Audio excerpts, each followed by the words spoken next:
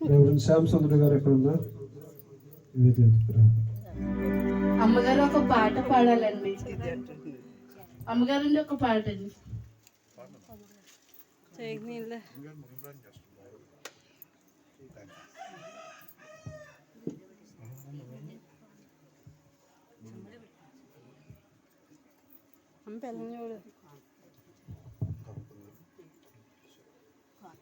కానుక సమర్పణ జరిగించుకుందాము.